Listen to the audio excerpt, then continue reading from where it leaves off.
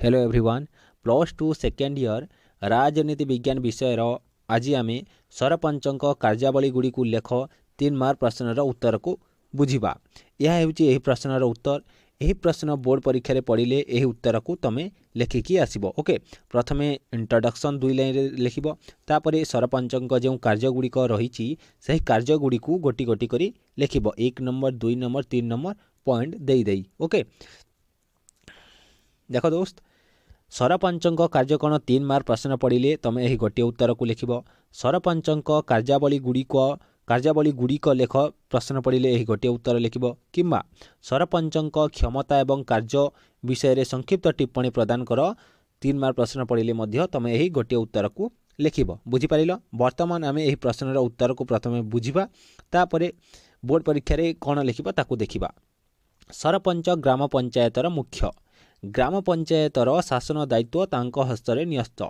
ग्राम पंचायतर प्रधान कार्यनिर्वाहिका हिसाब से सरपंच निम्नलिखित कार्य संपादन करती। पंचायतीराज व्यवस्थार केतोटी स्तर रही? आम पंचायतीराज व्यवस्थार 3टी स्तर रही। से 3टी स्तर मध्यरु ग्राम पंचायत होची कौन? सर्वनिम्न स्तर। एवं यही ग्राम पंचायतर मुख्य होचंदी किए? सरपंच। बुझीपार। पंचायतीराज व्यवस्थार 3टी स्तर रही। पंचायतीराज व्यवस्था से 3टी स्तर मध्यरु सबुठारु सर्वनिम्न स्तर होची ग्राम पंचायत। ग्राम पंचायतर मुख्य को सरपंच कुहा जाय।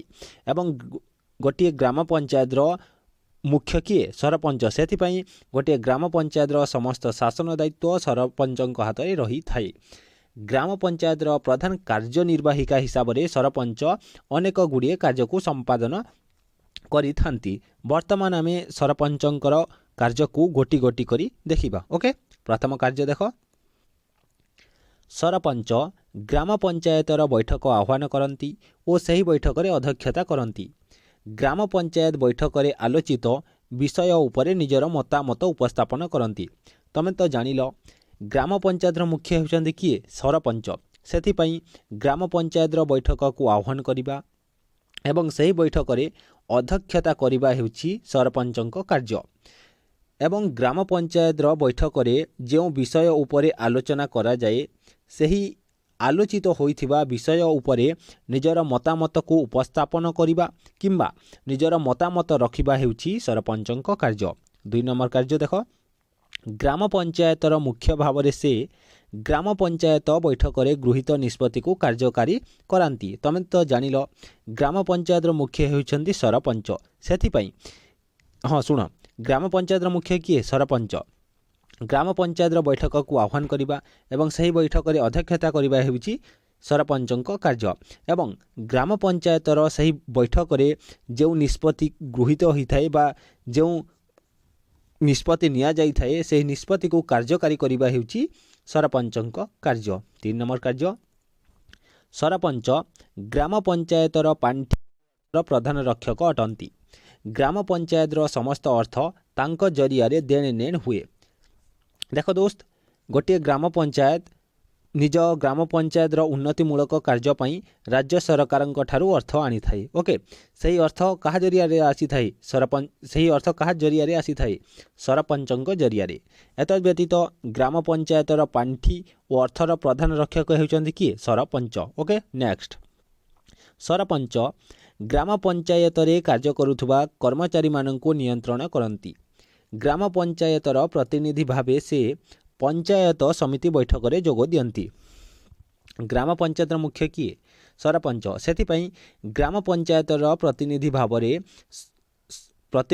रे सरपंच पंचायत समिति बैठक रे जोग देई थांती। ओके, एवं गोटे ग्राम पंचायत रे कार्य करुथुबा समस्त कर्मचारी माननकु मध्य किए नियंत्रण करंती? सरपंच। ग्राम पंचायत रे थिबा समस्त संपत्ति रेकर्ड और नथिपत्रर रक्षणाबेक्षण मध्य करिथांती किए? सरपंच।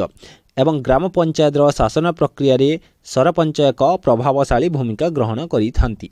ताहले एही प्रश्न पढ़िले कौन लिखिब? प्रथम इंट्रोडक्शन लिखिब शॉर्ट रे। देख कौन लिखिब? सरपंच। एही प्रश्नर उत्तर कौन लिखिब? वर्तमान देख। सरपंच ग्राम पंचायतर मुख्य पूर्णछेद देव। ग्राम पंचायतर शासन दायित्व तांको हस्तरे न्यस्त पूर्णछेद देव। ग्राम पंचायतर प्रधान कार्यनिर्वाहिका हिसाब से सरपंच निम्नलिखित कार्य संपादन करती तापर 1 नंबर 2 नंबर 3 नंबर पॉइंट देकी लिखिब। ओके प्रथम पॉइंट रे कोन लिखिब सरपंच ग्राम पंचायतर बैठक आह्वान करती और सही बैठक रे अध्यक्षता करती। ग्राम पंचायत बैठक रे आलोचित विषय उपरे निजर मतामत उपस्थापन करती। 2 नंबर पॉइंट रे कोन लिखिब ग्राम पंचायतर मुख्य भाव रे से ग्राम पंचायत बैठक रे गृहीत निष्पत्ति को कार्यकारी करती। 3 नंबर सरपंच ग्राम पंचायतर पांठर प्रधान रक्षक अटंती। ग्राम पंचायतर समस्त अर्थ तांको जरिया देण नेण हुए। 4 नंबर सरपंच ग्राम पंचायत रे कार्य करुथुबा कर्मचारी माननको नियंत्रण करती। ग्राम पंचायतर प्रतिनिधि भावे से पंचायत समिति बैठक रे जोग दियंती। 5 नंबर कौन लिखिब ग्राम पंचायतर समस्त संपत्ति रेकर्ड और नथिपत्रर रक्षणाबेक्षण करती। 6 नंबर ग्राम पंचायतर शासन प्रक्रिया रे से एक प्रभावशाली भूमिका ग्रहण करती।